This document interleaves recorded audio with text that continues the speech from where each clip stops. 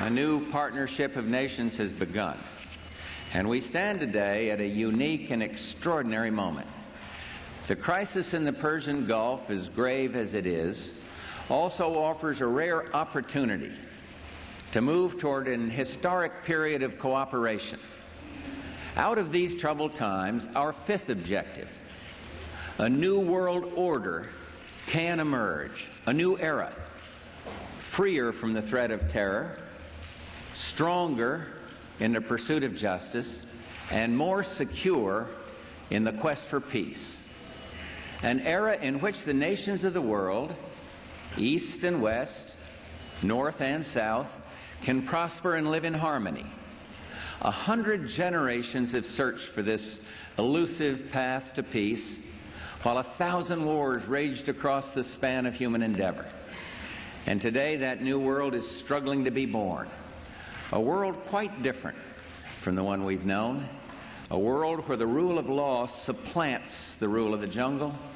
A world in which nations recognize the shared responsibility for freedom and justice. A world where the strong respect the rights of the weak. This is the vision that I shared with President Gorbachev in Helsinki.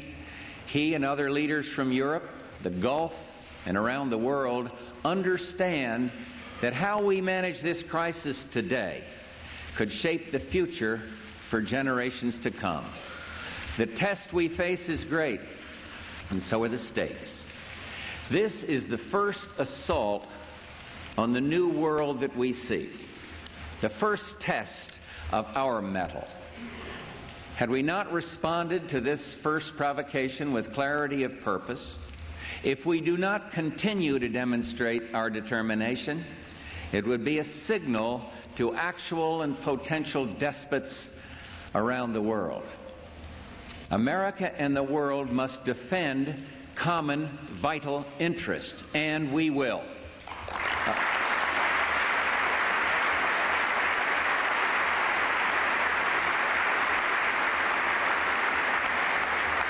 America and the world must support the rule of law, and we will.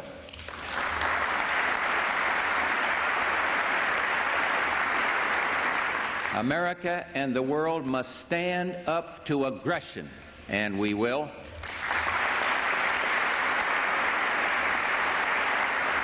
And one thing more, in the pursuit of these goals, America will not be intimidated.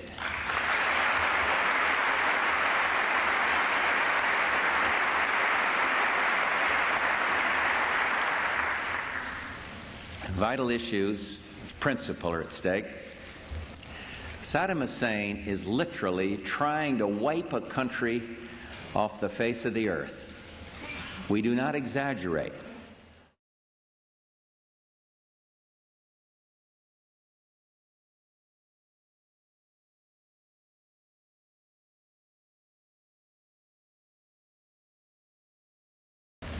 In the final analysis, our ability to meet our responsibilities abroad depends upon political will and consensus at home.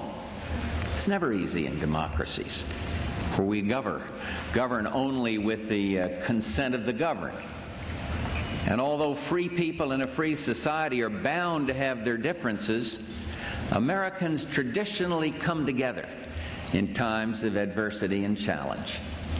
Once again, Americans have stepped forward to share a tearful goodbye with their families before leaving for a strange and distant shore.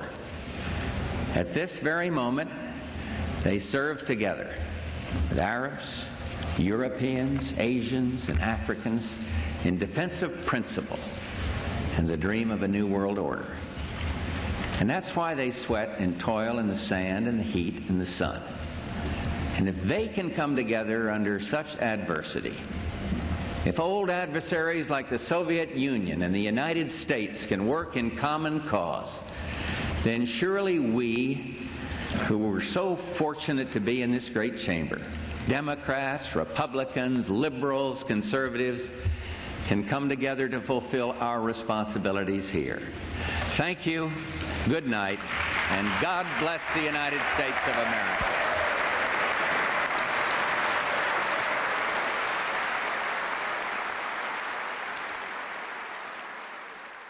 Until now, the world we've known has been a world divided, a world of barbed wire and concrete block, conflict, Cold War. Now we can see a new world coming into view, a world in which there is the very real prospect of a new world order, a world where the United Nations, freed from Cold War stalemate, is poised to fulfill the historic vision of its founders. A world in which freedom and respect for human rights find a home among all nations. The Gulf War put this new world to its first test. And my fellow Americans, we passed that test for the sake of our principles, for the sake of the Kuwaiti people. We stood our ground because the world would not look the other way. Ambassador El Saba, tonight, Kuwait is free. Very, we're very happy about that.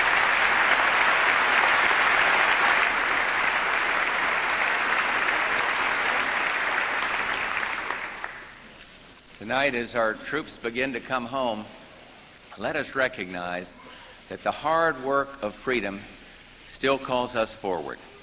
We've learned the hard lessons of history. The victory over Iraq was not waged as a war to end all wars. Even the New World Order cannot guarantee an era of perpetual peace, but enduring peace must be our mission. Our success in the Gulf will shape not only the New World Order we seek, but our mission here at home. In the war just ended, there were clear-cut objectives, timetables, and above all, an overriding imperative to achieve results. We must bring that same sense of self-discipline, that same sense of urgency to the way we meet challenges here at home. We have before us the opportunity to forge for ourselves and for future generations a new world order, a world where the rule of law, not the law of the jungle, governs the conduct of nations. When we are successful, and we will be, we have a real chance at this new world order, an order in which a credible United Nations can use its peacekeeping role to fulfill the promise and vision of the UN's founders.